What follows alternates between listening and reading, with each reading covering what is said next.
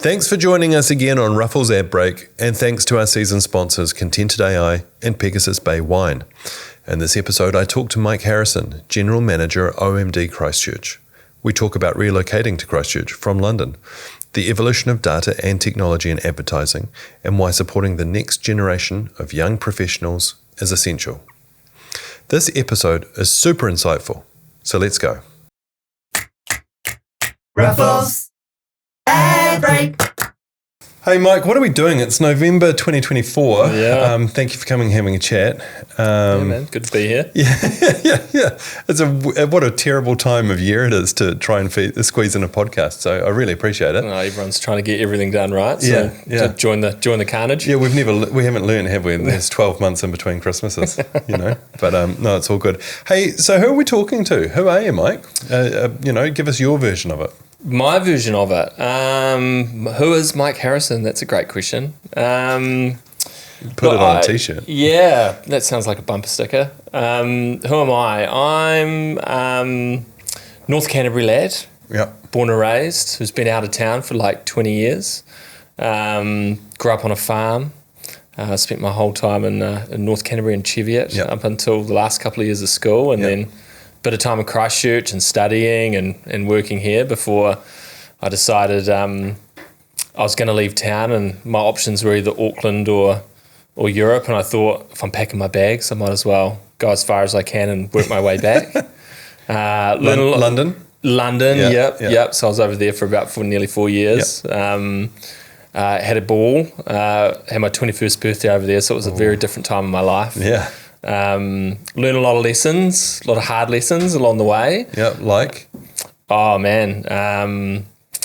I used to be a shy kid, funnily enough. Well, you're from Cheviot. I mean, I know that I don't want to, stereotype anyone, but everybody I've met from Cheviot has been sort of pretty considered, and you work hard to get words out of them. So. Yeah. And everyone's met someone from Cheviot because most of us leave at some point, right? So we've dispersed. But I was always the kid in the back of the room, kind of like watching everything else go down. Yep. But London beat that out of me very quickly. As it does. Yeah. And it'd be quite funny for friends who know me now to think of me as the shy guy back in the time, because now it's you give me a microphone usually, it's hard to shut me up. I found my way into advertising while I was over there. Yep. Came home and have been up in Auckland for a while, and finally moved home.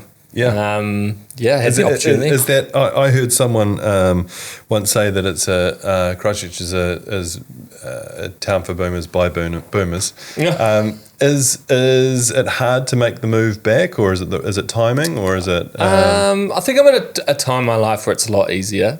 Young family, and all my family's based down here, so that's been a real boon. And I'm massively into the outdoors, and so skiing, mountain biking, tramping, and stuff like that. Yep. And having that kind of lifestyle a lot closer to the back door's been great. It's been a real interesting experience from a work point of view. There's a lot of similarities, but there's a lot of differences. Yep. We'll dig into that. Yeah. But it's changed so much. You know what I mean? Yeah. Like the city it's got a way different vibe. How do you mean it's changed so much? Because I mean that's obvious for people who have been here, but a lot of people won't even jump. If you're north of the Bombays, why are you coming south? You've got everything you need. Yeah, it's a fair call, right? So, but no, it's like, I mean, 20 years ago, it was a real. I do remember, the papers at the time were lambasting the CBD, right? And it was kind of a ghost town. Yep. And we're based right in the middle of town now. Our offices, it's a great location, and I spent a lot of time just wandering around the CBD at lunchtime, and it's pumping. Yeah. And people from north of the Bombays would be like, "Are you sure? It doesn't seem that busy." But for me, growing up here, it's actually it is. It seems a lot younger. There's a lot more people moving down. As soon as I kind of started telling people I was moving down, I kind of found out about all these other people who were moving down as well. Right. And that's right. Now that I'm here, I've got people. I've good friends actually just hit me up last week, and he's looking for advice. He's already kind of pulled the trigger. He's moving down, but he's like, who do I work for? Yeah. It's the vibe of the place. There's always new stuff opening up. Yep. You know what I mean? Yep. And there's more to come. Growth. Yeah.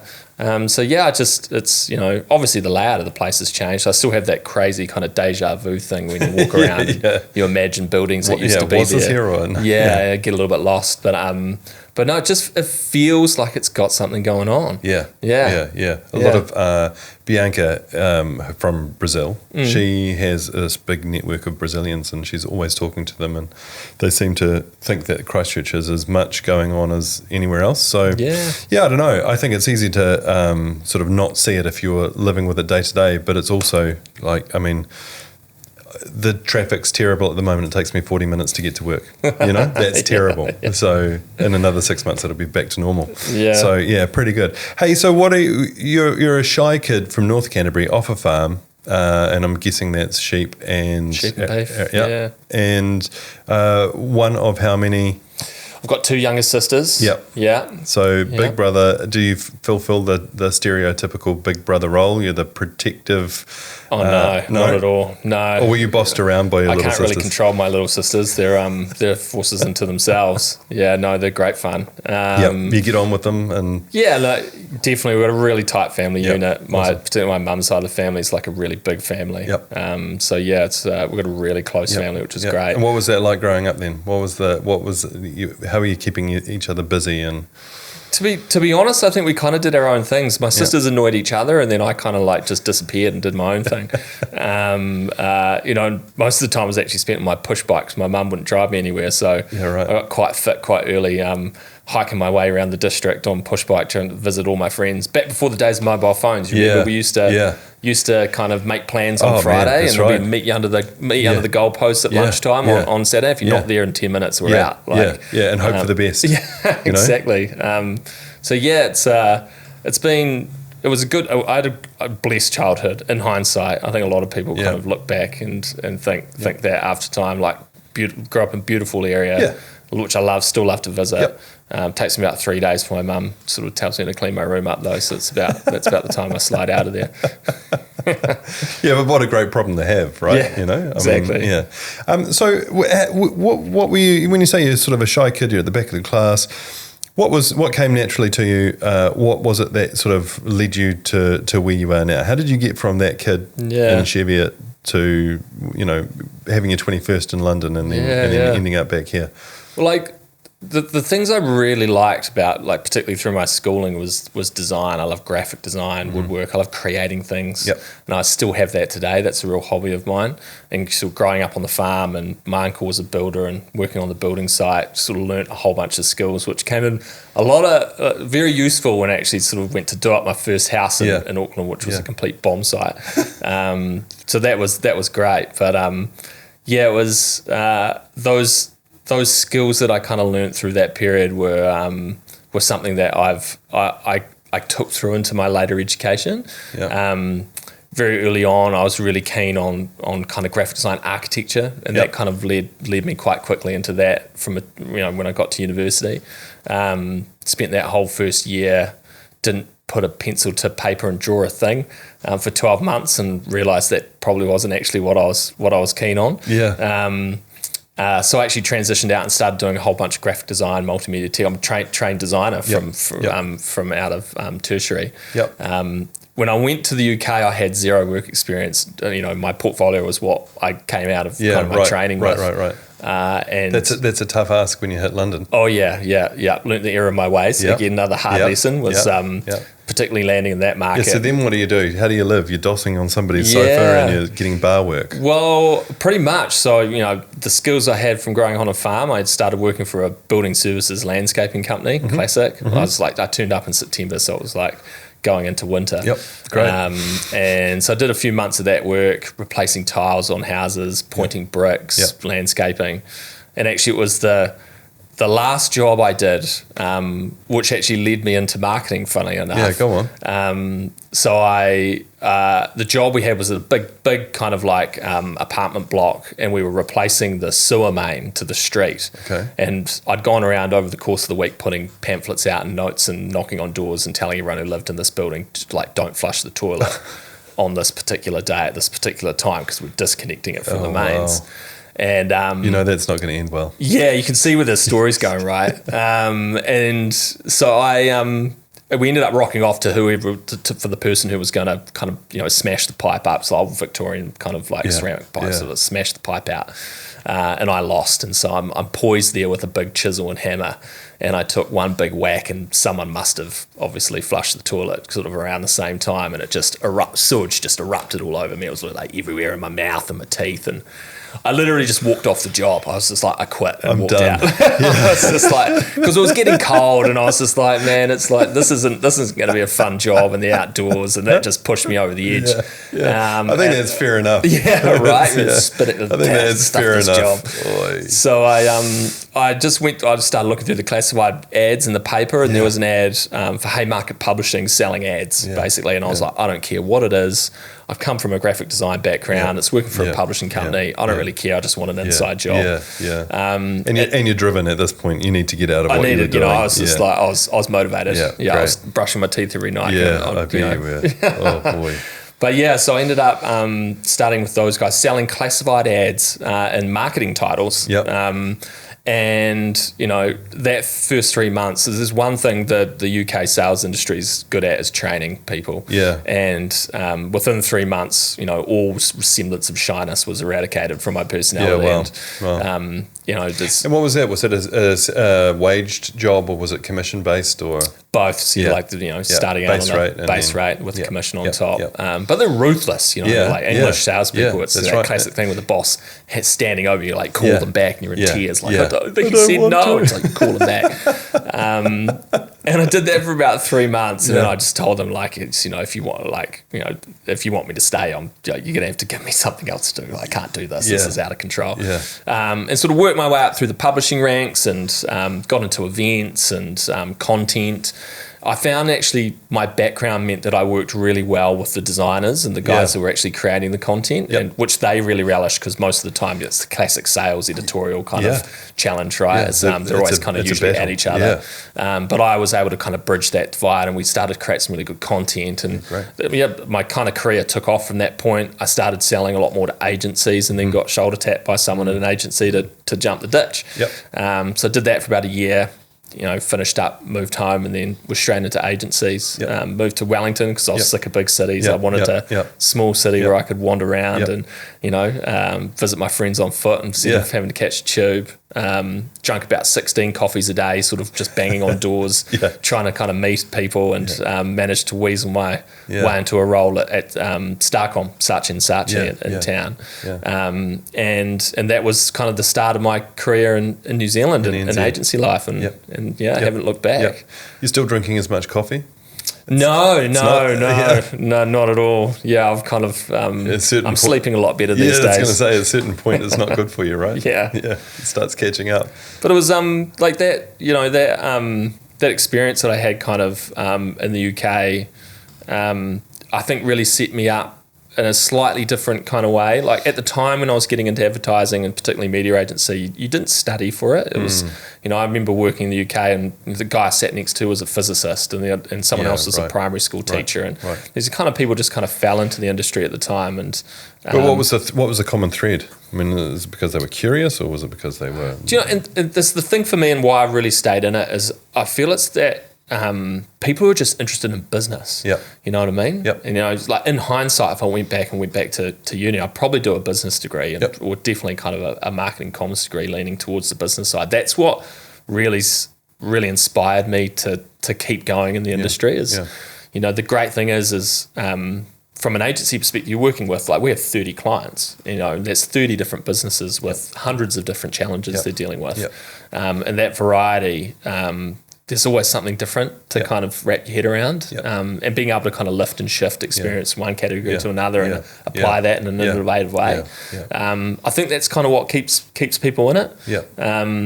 Is that there's always, particularly, there's probably like a good strong thread of ADD running through the entire industry, to be honest. You don't get bored. No, that's right. If you're bored, something's gone horribly wrong. Definitely. Manage to hide yourself away. So that would be the thing. I think all the people, and lots of those people are still working in the industry. And I stay in touch with them in the UK, and they often go out and start their own businesses. And is it better or worse now that people can train for it? Is it better or worse? Do you know there was a period where it was worse, and actually I do remember sort of back in sort of 2010, 2013, we actually spent a bit of time in Auckland going in to the training institutes like AUT and stuff like that. Sitting down with the deans and kind of explaining to them that they were kind of setting their students up for failure.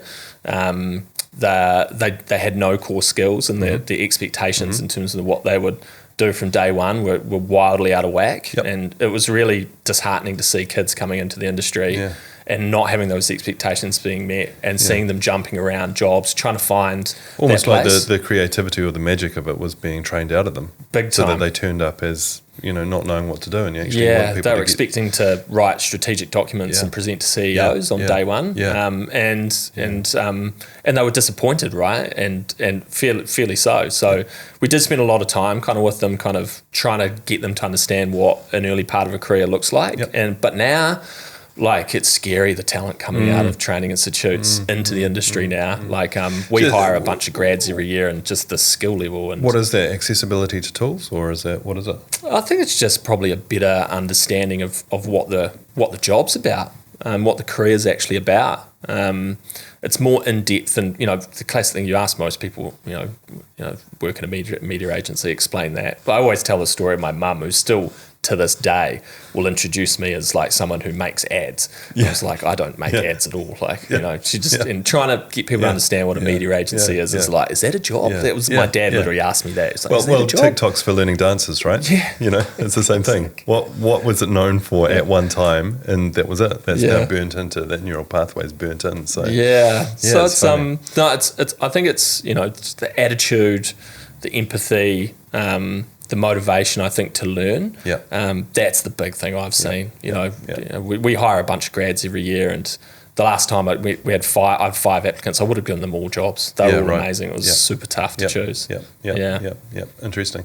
So if the market's not increasing, or the bottom line across the function is not increasing, the spend is not increasing, but the graduates are, I suppose that's just a natural, there's attrition involved in there, and those who have got stickability obviously, stay in there, or else they become carpenters. I don't know. Yeah, I mean, maybe they go the other way. I've always wondered that. Maybe where do they go? Where do they end up? Well, to be honest, a lot of my peers over the years go off and start their own companies, right? It's like you work in the industry for so long that you've just seen so many people try and fail at business that you learn something along the way. And like, in myself, that hankering to kind of give it a go. Can't be that hard. Well, it can't be that hard. Yeah, that's right. Easy, right? 2024. Easy, So that's Wellington, and then at some point you up to get Auckland. Poached, or you see an opportunity, actually, or you've met some people. I met the love of my life. Okay, there we go. Classic. And she's studying medicine at the time. And she had to do the final year. They've got to go and kind of do placement. So she ended up leaving town for a year, and we did a bit of long distance. And so at the end of that, we decided to take off and do a bit of travel. So off to Japan for 6 months and did a ski season and travelled around. It was actually, I do remember that literally getting on the plane, or like my mum dropping me off at the airport, it was the day the Lehman Brothers collapsed at the GFC. Like, it was all over the news as we were kind of like getting up for breakfast, and she was in tears at the airport. Why are you leaving? Like, the world's catching on fire, and you've got a great job. And I was, at the time I was, 20, 24, 25. I was just like, because I've got some money in the bank. Exactly. And I've got some skiing to do. I'll just get a job when I get back. Who cares? There's an izakaya with my name on it. Which funnily enough though, when I did go to turn around and come home 6 months later, the only place I could get a job was in Auckland. So, and even then, that first job, I did 6 months as a 6 months as a contractor. I was a full-time employee. I just wasn't allowed to tell anyone I was a full-time employee because they weren't supposed to be hiring them at the time. So turned up at 9, went home at 5. No one would give me a job that lasted more than a day because they didn't know if I was going to come back the next day. So it was a weird first 6 months. But that was my first job with Omnicom, actually, and I've been with them ever since. Yeah. And obviously that's just time spent in office with people, building connections, it's just, showing what you can do. And it's a great company. I've just, I've moved right around that business, and at one point even set up with a few other colleagues a boutique agency that we ran for a few years, and I kept. I'd never, I've got lots of friends who've kind of started in Omnicom and gone on to work at other places and then come back over time. And one thing I've found is the culture of the place, the people culture is amazing. And there's some people there that have been there for a long time, including me now, after 15 years with them. So you drank the Kool-Aid? Big time. Yeah. And now it's, do you feel a responsibility to pass that on or to amend it or change it or shape young people coming through? Or what particularly in the last you're no couple longer of in years. Auckland, you're now in Christchurch. Yeah, big time. So it's definitely, I think, over that course of time and what I've learned and experienced through that, particularly in the leaders that I've worked with and what I've learned from them, lessons good and bad. I think in the last sort of 5 or 6 years of my attitude has changed. And I think that's kind of as you move through your career and you go from kind of the point person to the support person as you move into management. That was a real lesson for me as well. That really your strength is in supporting other people to do well and recognizing that is one of the lessons in leadership, I think. The focus far more now is about trying to provide an environment for the people I work with, particularly the junior guys coming through, that's built on the lessons that I had, and the mistakes and the successes that I've experienced along the way. Okay, what's your biggest dumpster fire? My biggest dumpster fire? What's that? Where did it go horribly wrong?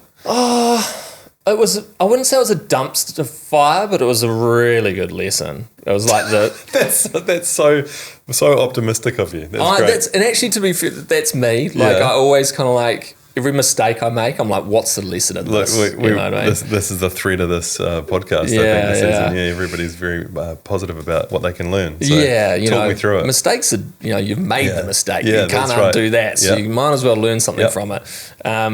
It was one of the first campaigns I worked on when I came home, actually. I was working, it was a great client, New Zealand Defence Force. Okay, great. As a young 25-year-old guy.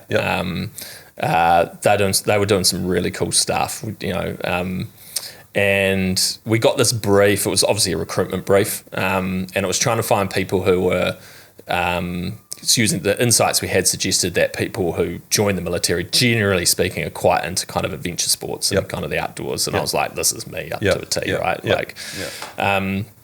So I built this campaign that was really about targeting, in particular, the young skiers, because it was through the winter. And it was effectively a promotion or a competition, and people had to go and complete tasks and create content, and we were trying to stitch a whole bunch of insights and kind of trends together in a really kind of engaging way. And I was super excited about it because it was like, I put myself in the shoes of the audience, and I was like, this is cool. And it completely bombed. And, the lesson I learned from that is you are not the target market. Well, I just expected too much of people, to go to a ski field and go to a particular place and film a particular piece of content and then go online and load that piece of content up and do this kind of repeatedly. The engagement. And what year is this? Oh, that would have been sort of 2007, 2000. Well, it would have been 2009. 2009. So when was the first iPhone? I mean, so we're talking it was pretty close to around then. I think like Facebook was early 2000s, but then, right? Because how are they filming it? Because it's not like so probably the old Nokia 3220 or whatever it is. Doesn't have the best. So anyway, it was. It would have been about 2008 to be honest. And so that existed, but I think that was the big lesson I took from that was particularly in advertising, right? So I just fresh faced in advertising, just assuming that people pay attention to stuff and really kind of engage with it. That's not the case. It's not. I've learned that over time. And there's a lot of obviously research and insight around that. Is that's not what advertising's great at doing. So that was one of the big lessons I've had, and I still to this day, if I see something too complicated, I'll put my hand up and be like, people aren't going to. It's too much. It's too complicated. Yeah. So how does that work then? What's your process? How do you because obviously stopping something before it goes too far is the superpower, right? Rather than just letting it burn money or burn time or whatever. So what's the process? How do you identify that, or is it just time spent? Yeah, it's just experience, I suppose. It is. Although, to be fair, these days, again, we talked about kids coming out of uni with way more experience. That's something that they've got a lot more, is that, they are teaching the theory a lot more early on. So it's a lot closer aligned to marketing and marketing science in that regard. But still, it's just easy to get carried away when you're really excited about something. And you see it all the time. And you don't want to kill that also, right? No. You want to hang on to some of that. Yeah, and one of the classic things I say to people, particularly we work with a lot of creative partners, and if there's one job I have so much respect for, it's the creative suits, right? Like, selling an idea. It's got to be one of the toughest things in the world. Like, I work in media, we sell data and media. You know what I mean? It's something tangible, measurable. It's what do the numbers say? Versus someone's idea. Like, that's something that makes someone feel just something. because I like it. I don't feel anything. Yeah, so I got so much respect for people who do that and do that well. But one thing I'll always say when sometimes you'll see someone who's a little bit overcommitted and they're obviously not picking up the cues from the client. It's like, in advertising, you need to love something. You need to be able to love it wholly, but know when to walk away. And you need to be, and you need to literally just drop it and walk away. We had another guest who says you have to just have the most ridiculous amount of optimism and enthusiasm for an idea, regardless, because the next one, this is going to be the big one. This is going to be it. Oh, big time. Yeah, something. Why do you think the function attracts? Blinded, we're all sort of blinded by optimism, or what do you think that is? Maybe you said everyone's sort of got a touch of ADD or whatever. Is that what is it? Are we just not capable of sitting down? I don't know, because the function's changing as well, right? Big time. Marketing science, marketing effectiveness. I mean, there's a huge amount more about getting marketers into the boardroom and sort of starting to influence some of those P&L conversations rather than just being colouring in department. Shifting that, and it's shifted, but also there are still a bunch of older people, shall we say, who still, the perception hasn't changed with them. So where are we at the moment? And on that particular thing, I reckon. I think, particularly over my career, the last sort of 15, 20 years, and even really probably more the last decade, I've seen that happen a lot more. Senior marketers moving into leadership roles, if not CEO roles and stuff like that. For me, success in that space really comes down into the ability of a marketer to connect commercial performance back to what they're doing, and it's hard. Like, it's really hard, and that's realistically why digital has been such a massive win for those involved in it, because the technology and the investment they've put into the technology and the reporting has allowed marketers to be able to sit down with CFOs and CEOs and kind of directly draw a line between kind of commercial returns and investment up front. The challenge is in brand, right, and content, particularly the way it's measured, which is a little bit more finger in the air in a lot of ways. But the really, really smart guys who understand how to kind of manipulate data in a really good way, in a smart way, those are the ones you're seeing kind of moving into those leadership roles, because they are, intrinsically, like, a business is about making money. And if I can prove to the business that I'm making money, I'm going to be leading this business at some point. That's right. It's that kind of for me separates kind of those who are kind of push that space and those who are probably a little bit more traditional in their approach. And then, so how do you shift that then? So I'm sort of looking, and obviously there's no answer to this, but what could we be doing better in this country? Because we don't have the scale, we don't have volume. It's hard to, logistically, it's hard to shift products, for example. So do we just advertise to a domestic market? Do we try and go bigger? How do we do it? How do we scale up? How do we shift businesses' perceptions? It's data, that's the kind of key part. And this is, I see a real kind of divide starting to really open up in the last few years about between businesses who are really embracing that and the technological shift in the business that's required to harness it, and those that aren't. And it's not the big guys versus the little guys. There's plenty of small guys, if anything, that got an advantage because they don't have all that legacy systems and data, and they're able to kind of mobilize it. Startups have the kind of instant head start, right? Because they can just get it right from the first go. But that's really the kind of key piece for us, and more so being driven by the industry, to be honest. The way that the media players out there, the way they're investing and shifting their business models to be able to harness that, driven by privacy concerns primarily. It's really making it almost like it's hygiene. You have to have a data strategy in your business. And ultimately that will tell you if it's export or domestic. We work with more and more so export businesses who are looking to kind of shift product overseas. It's been obviously a really tough kind of 18 months, 24 months. And, the way that the world's kind of operating at the moment and continuing to shift, like it's going down to the US. I'm sure there's a lot of export marketers out there who are having quite intense conversations about what's happening in certain markets. Like it's the pace of change in both the data and the kind of policy and kind of global macro space is pretty crazy. But the ones that are succeeding for me are the ones that they know before they go whether or not the opportunity exists. So it's just how big they go at that point. Interesting. Hey, what is it that you want to do? What is it do you have a particular goal? Is it that you want to achieve certain outcomes for clients? Is it that you want to be happy, proud of what you're doing? Is it that you've got a master plan for what retirement looks like on a yacht? I don't know. It's so hard to have a master plan these days. I think, you know what I mean? Like if I had I've heard no one talk about a 5-year plan the last wee while, because I think the world moves so fast that it's almost it's the old adage around kind of you can have a great plan, but as soon as the battle commences, like it all goes out the window. That's right. And even me coming back home, if you'd asked me 3 years ago whether or not I'd be back in Christchurch, I would have told you no. But the world changes. I have young kids now, and and so look,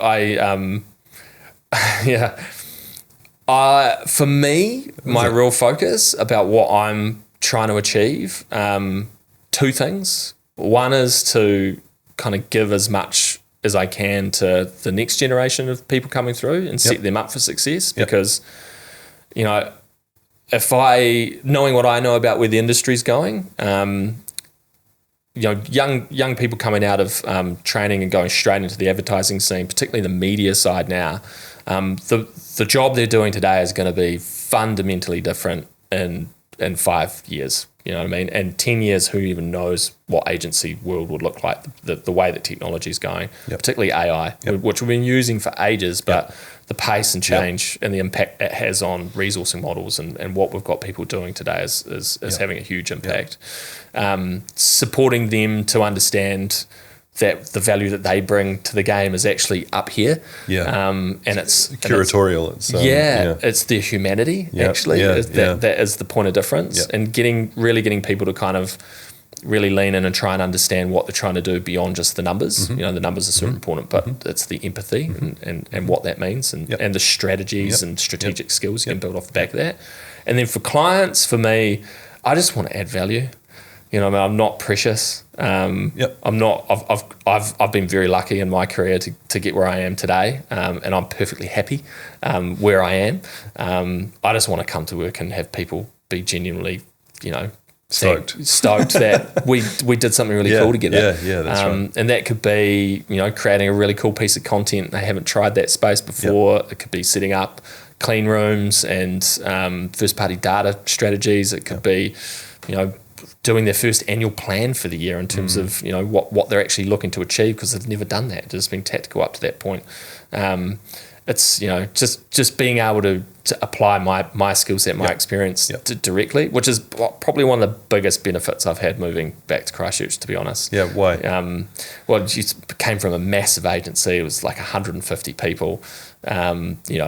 Managing that kind of operation through layers of kind of leadership. You never really had time to really roll your sleeves up. And it's been quite refreshing getting back in the dirt, in the dirt, trenches. Getting dirt under my fingernails and actually having really getting involved with the clients in terms of what's going on. So that's, personally, I've gotten a lot from that. So what do you think? Is there a difference between somebody who's had sort of foundational learning like you did, cracking a pipe full of shit, and somebody who's only ever done the theoretical? I mean, is that is that too deep of a deviation for this conversation? No, I mean, one of the biggest challenges I think in advertising in general is resilience. Yeah, you know what I mean. I do. The biggest change I've seen in the last 20 years is speed. Yeah, if I wind the clock back, it's my first jobs, we had like 3 months timelines, and you got so much time to go so deep that you came up with these really rich insights, and then you had the time to kind of figure out how they would play out and market. And I feel that actually the work we did 10, 15 plus years ago was a lot richer than what's done today. Now it's like today, tomorrow. Like it's interesting, right? So then you look at the Ryan Reynolds model, which is just grab attention when attention is there. Jump on the back of it, and then go hard and fast. Don't worry about the quality. Don't worry about the depth of insight. Just put some content out there on the day it happens or the day after it happens while everybody's talking about it. Yeah. So that's one school of thought, and it does work, I guess, a little bit. Yeah. But what's the correct approach? What does Mike think? Or do we not have the luxury? Do we not have the luxury to go deep anymore? I think we do, and in some cases it still happens. What we're talking about is attention, really, right?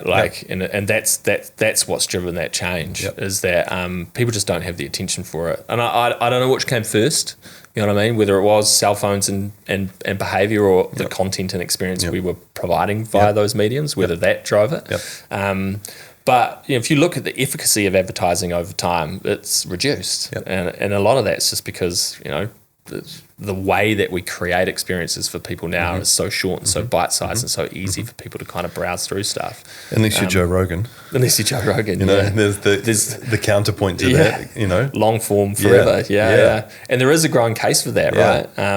You can't reach a lot of people with long form content, but when you do, man, you hook them in a big way. You better have a decent product to sell. But if you're a business that's got a really kind of niche audience, that's great. But if you're Procter and Gamble or Reckitt Benckiser, and you're selling stuff to the whole country. Imagine the content you're creating to try and get into. You're literally dividing the whole country up into 1,000 different niches. There's 4,000 pieces of content. Yeah, that's right. That's right. Oh man, it's so good. What about in the world of advertising? So you've told me the worst work story ever, which is pretty terrible. It probably is right up there with the worst. What about in advertising? And you don't need to name the client. Give me something where it went horribly wrong. And what is it that you learned from it? Another lesson I had actually was working for a big telco, and this is when we set up the like a little boutique agency within Omnicom to service this telco brand, and it was right when they were going through a major brand relaunch shift. So that probably gives the game away as to who it was. We worked with them for about 4 years, and 4 or 5 years, and it was amazing. It was probably one of the defining moments in my career in terms of my own personal progression is the lessons I learned through that. But we got to a point where the feedback we were getting from multiple places within the business was they wanted more strategy, and we spent a lot of time, a lot of mahi. To provide more strategic direction for them, and we had some smart people in the business, some of the best actually, to be fair, who've gone on to great things, but it just wasn't landing. and ultimately, ultimately they decided to kind of to shift the business back into another part of the Omnicom group, into a bigger agency, effectively.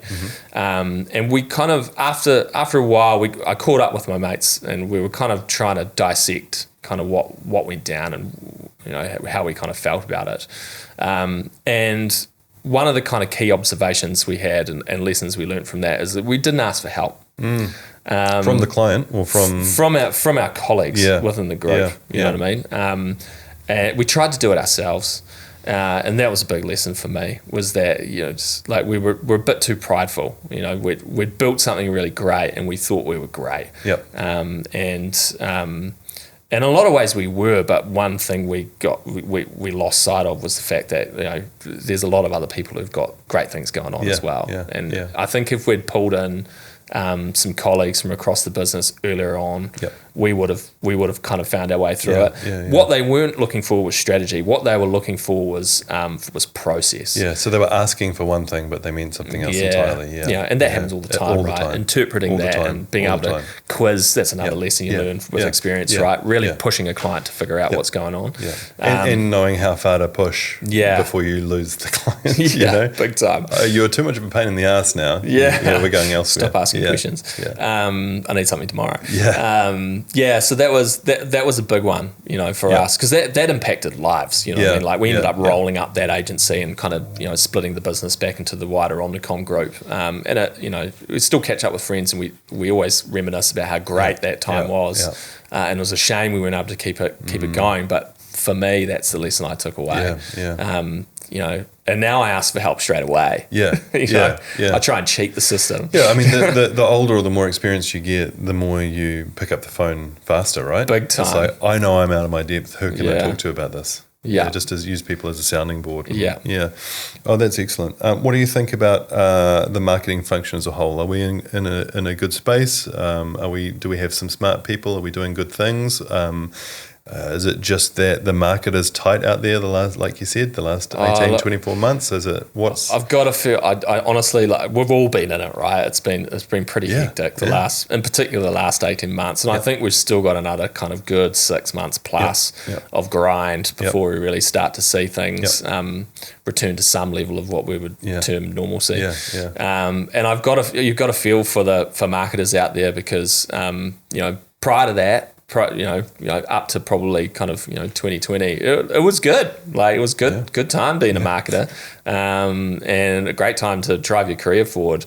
But the pressure on them, I think, in terms of like the impact it's had to revenues over the last few years, and that just the pressure comes directly back onto marketers, and we feel that in agency, right? Because you're part of the team, and so that pressure just kind of permeates back through. I definitely, it's been tough.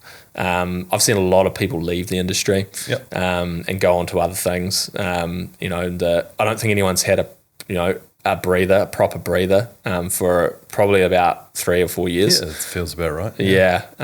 And particularly think people who've started 4 years ago. That's normal for them. That's right. So that's I would like to say that that's created some benefits for the industry in terms of, like, we've cut the fat away, and we've really kind of focused in on kind of actually what's most important. But I do worry about what will happen when we bounce back, because each time you go through one of these cycles, like, it does become faster, tougher. The fight is that much harder. The one thing that for me personally, I think that's dropped off over the last few years is marketers investing in their brands, because of the financial pressure from CFOs. It's been far more about performance, and that's not a long-term fix. If anything, it's plateaued backwards. That's right. So the investment into content and brand and kind of positioning, I'd love to see that come away again. I think we're blessed with some fantastic marketing talent in this country in that space, because of our history in creating great content for New Zealanders. So I'd love to see them get a little bit more runway to do great things. Okay, so we've got a lot of young talent coming through who have got great tools. They're quick. They understand the theory, but they've also got some good practice behind them, good execution. What is it that they're not doing so well, or where they could get some help? Or, I mean, is it just age and experience, or what is it? Quite often that's often my advice for young guys coming through is actually just just experience. You know what I mean? Like it will come, and that's probably the one thing I would coach any young person joining any job really is take your time, just slow down, enjoy it. One of the classic experiences I had years ago was a young guy who's gone on to do amazing things, but I do remember my first check-in with him. He worked in my team, and I asked him what he was looking for from his career and his time at OMD, and he told me, straight to my face that he wanted my job in 5 years and a Mercedes. And I was like, no, he wanted to be CEO. Sorry, he wanted to be the CEO and driving a Mercedes. And I was like, cool. So once you get to that job and you're going to be like 26 and the CEO of a major media agency, what are you going to do then? And he was kind of like, I don't know. And I was like, well, you've got another probably like 30 years of work. Like, what, you're going to just do that for 30 years? Yeah. And it was just, there was that moment of realization. I was just like, dude, just enjoy it. Yeah. You know what I mean? Like, you're only young once. Yeah. You work in advertising. Yeah. Have some fun. Have some fun. If you can, you know what I mean? So that's one thing. Take your time, enjoy it. Yeah. The other thing is loyalty. I think my own experience is that I've seen people we talked about people kind of jumping around because they just weren't finding their fit. Yep. Those people I've seen over time, it's like each time they move, they kind of start again. It's like a clock reset, and they've got to wait for a year before anyone really kind of gives them time to talk about where to next. Yep. Stick at it. Do like a few years in each role, minimum. I work in rule of threes. It takes 3 days where people don't even really know you're there. Yep. And then about 3 weeks of like fast and furious, just getting to figure out where everything is. Yep. 3 months of like actually starting to kind of get the job under your belt. And then the next 3 years is really you just like learning. Yeah. And then once you hit the 3-year mark, it swings around and actually you're giving more back to the business than what you're getting from it. And so it's about that 3-year mark, I reckon most people go, what's next? Yep. But seeing people do like 12 months and then bouncing off to the next role, it's like, I don't know that you've learned that much. Didn't earn your stripes. Yeah.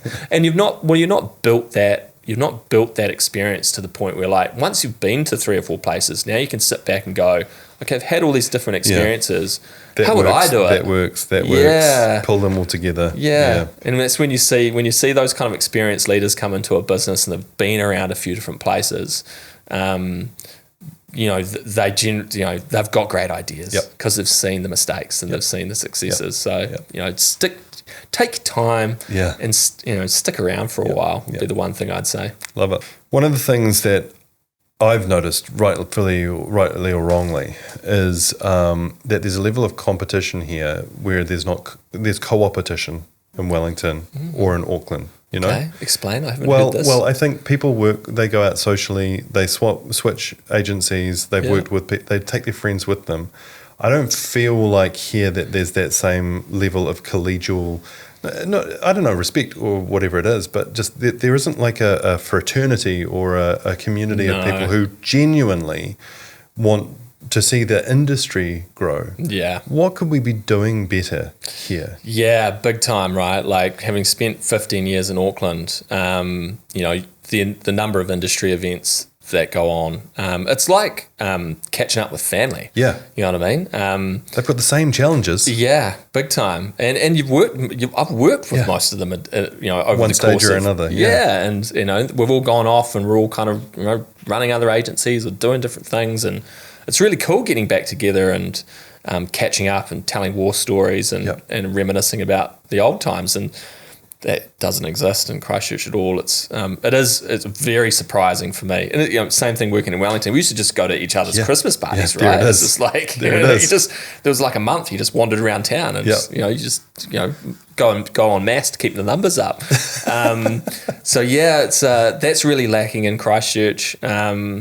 I think a big part of that is the dynamic of the industry. There's only one holding group from an agency point of view in town, and a lot of independence, and that means there's a lot of personal investment. I get it, right? It's like from a people and a client point of view, when there's changes, that hurts.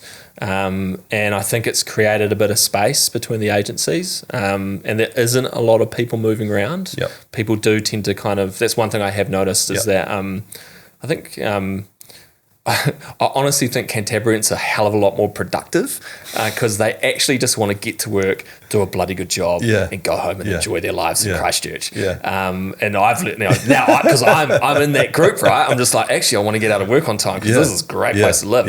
I want to hang out with my family, but I got to get this much done, so let's go. Let's go. Let's get it done. And I find that with clients as well. You know what I mean? I do.